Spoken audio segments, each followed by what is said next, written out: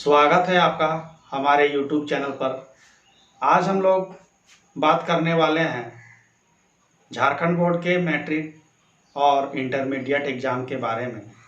जैसा कि आप लोग को पूर्व में ही जानकारी है कि मैट्रिक और इंटर का एग्ज़ाम रद्द किया जा चुका है।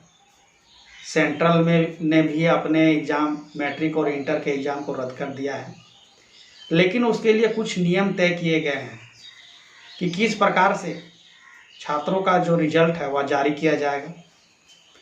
तो झारखंड सरकार ने कुछ नियम जारी किए हैं मैट्रिक और इंटर के लिए। उसमें क्या होगा कि सबसे पहले कि आप लोगों का जो है प्रैक्टिकल एग्ज़ाम जो हो चुका है मैट्रिक अथवा इंटर स्तर पर, उसके आधार पर आपको नंबर दिए जाएंगे। या फिर जो बच्चे एग्ज़ाम नहीं दिए हैं प्रैक्टिकल के, उनका एग्ज़ाम लिया जाएगा विद्यालय स्तर पर।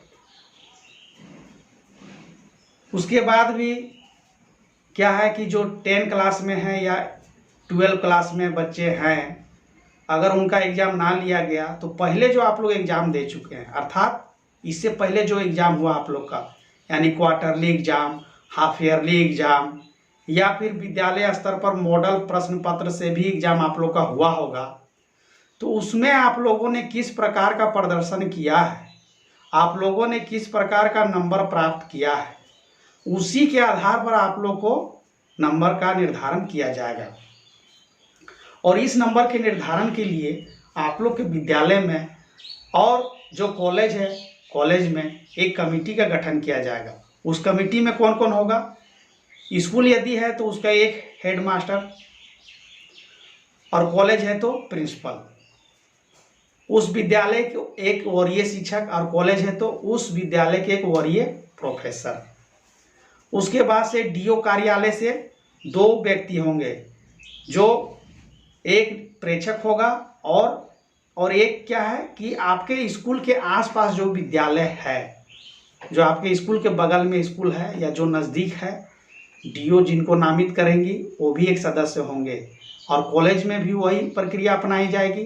जो नज़दीक के कॉलेज हैं या स्कूल हैं, उसके जो प्रोफेसर हैं वो नियुक्त किए जाएंगे। यानी कि 4 सदस्यों का टोटल कितना, 4 सदस्यों का एक कमेटी बनेगा विद्यालय स्तर पर, जो आपको अंक का आवंटन करेगा। आवंटन का मतलब क्या, आपको नंबर देगा जो आपने जो परीक्षा में भाग लिया है।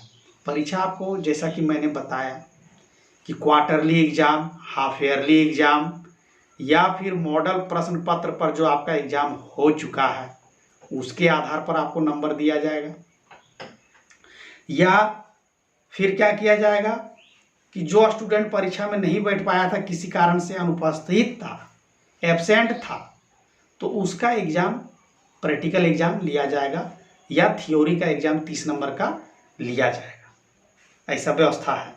उसके बाद क्या होगा कि जो आपको कमेटी के द्वारा जो अंक मिलेगा, नंबर मिलेगा विद्यालय स्तर पर, उसको क्या है www.jek.jharkhand.gov.in वेबसाइट पर रिजल्ट को क्या किया जाएगा, अपलोड किया जाएगा विद्यालय स्तर पर अथवा कॉलेज स्तर से। यानी नंबर कहाँ मिलेगा आपको, विद्यालय में ही नंबर मिल जाएगा। और उसको अपलोड कौन करेंगे, जो आपके स्कूल के जो शिक्षक हैं, जो समिति बना है, वो ऑनलाइन एंट्री करेंगे www.jharkhand.gov.in पर। एंट्री हो जाने के बाद वो जो है लिस्ट बनेगा, कौन सो लेटेड लिस्ट जो बनेगा, उसका स्टूडेंट का जो लिस्ट होगा, फिर उसको डाउनलोड करेंगे आपके जो विद्यालय के हेडमास्टर हैं या कॉलेज के जो आपके प्रिंसिपल हैं, वो डाउनलोड करेंगे। फिर 2 प्रति में, कितने प्रति में, 2 प्रति में। और उसको क्या करेंगे कि फिर उसमें कमेटी के सदस्य साइन करेंगे और या क्या हो जाएगा, प्रमाणित हो जाएगा, जिसका एक कॉपी आपका विद्यालय में रहेगा और एक कॉपी कहाँ चला जाएगा, डीओ कार्यालय यानी आपके जिला कार्यालय चला जाएगा, और वहाँ से फिर चला जाएगा आपका रांची। तो इसमें फिर है कि जब फाइनल सबमिट हो जाएगा, जब रिजल्ट आपका फाइनल सबमिट हो गया, तो फिर उसमें सुधार नहीं हो सकेगा। फाइनल सबमिट का मतलब है जो आपके सर ने आपके स्कूल के टीचर ने या आपके विद्यालय पर निर्धारित कमेटी ने जो आपको रिजल्ट जारी किया और जो आपको अंक दिए उसका सबमिशन यदि हो गया तो उसके बाद फिर दोबारा उसमें एंट्री नहीं किया जा सकेगा। फिर क्या होगा कि जब ये हो गया, यदि किसी स्टूडेंट ने आंतरिक परीक्षा नहीं दी है तो क्या होगा, उसका रिजल्ट एब्सेंट माना जाएगा। यानी कि पहले भी आप नहीं बैठे थे, पहले जो विद्यालय में जितने प्रकार के भी एग्जाम हुए हैं, internal exam, quarterly, half yearly या मॉडल प्रश्न पत्र पर आधारित जो होता है टेस्ट या एग्जाम स्कूल स्तर पर, उसमें नहीं बैठा है कोई भी स्टूडेंट, और अभी जो होगा फिर 30 नंबर का तो उसमें मौका मिलेगा, और नहीं उसमें भी बैठा तो क्या होगा, वह एब्सेंट माना जाएगा और उसे क्या है, वह फेल माना जाएगा। तो ये रिजल्ट आपका एक बार एंट्री हो जाने के बाद फिर सुधार नहीं होगा। तो ये रेगुलर स्टूडेंट का कहानी था, यानी रेगुलर स्टूडेंट का इस प्रकार से होगा। लेकिन जो एक्स स्टूडेंट है तब उसका क्या होगा, जो स्टूडेंट पिछले साल क्या हुआ है, फेल हो गए हैं, मैट्रिक या अथवा इंटर में फेल हो गए, और फेल हो गए तो फिर क्या करेगा, उसको तो एक्स हो गया, एक्स कैंडिडेट, तब क्या किया जाएगा, तो उसका भी इंटरनल एग्जाम होगा। और यदि पहले एग्जाम हो चुका है तब इंटरनल एग्जाम नहीं होगा, तब उनका जो पहले का जो रिजल्ट है या परीक्षा जो पहले दी है उसके आधार पर उनको रिजल्ट दिया जाएगा, और पहले नहीं बैठे हैं तो उनका इंटरनल एग्जाम होगा। अब है कि री रजिस्ट्रेशन वाले छात्र छात्रा का क्या है, उसका इंटरनल एग्जाम नहीं होगा। री रजिस्ट्रेशन एक स्टूडेंट होता है उसका परीक्षा नहीं लिया जाएगा। जो पुनः रजिस्ट्रेशन कराए होंगे, जो पहले रजिस्ट्रेशन थे कभी और परीक्षा में नहीं बैठ पाए और फिर रजिस्ट्रेशन कराए थे, तो उनको बैठने का मौका नहीं मिलेगा। जो पहले अगर आप दिए होंगे प्रैक्टिकल या इंटरनल तो उसके आधार पर उनका रिजल्ट बनेगा। तो कुल मिलाकर अगर देखा जाए तो यह स्टूडेंट के लिए अभी कोविड-19 जो चल रहा है उसके आधार पर जो सरकार ने व्यवस्था की है, एक अच्छी व्यवस्था है सरकार के द्वारा। इसमें रिजल्ट उम्मीद है कि अच्छा होना चाहिए स्टूडेंट का, और स्टूडेंट को टेंशन नहीं लेना चाहिए, क्योंकि जब स्कूल विद्यालय स्तर पर हो रहा है एग्ज़ाम तो आप लोग का सुविधा होगा।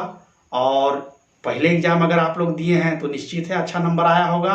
और हमारे शिक्षक झारखंड के जो भी हैं और विद्यार्थियों के मनोभावना को समझते हैं, तो इस प्रकार से जो है सो आपके इंटरनल एग्ज़ाम लिया जाएगा। और मैं उम्मीद करता हूं कि आपका रिजल्ट अच्छा हो और अच्छा ग्रेड मिले आपको, और इसी तरह आप खुश रहें और मैट्रिक का एग्ज़ाम का तैयारी करें। लेकिन एग्ज़ाम, इंटरनल एग्ज़ाम अगर दे चुके हैं तो एग्ज़ाम देने की ज़रूरत नहीं है। तो स्टूडेंट आप डरे नहीं और अपने जो साहस को बनाए रखें। बहुत जल्द आप लोग का रिजल्ट विद्यालय स्तर पर जारी किया जाएगा। तो हमारे चैनल को please like, share and subscribe करें, और आपका बहुत बहुत धन्यवाद।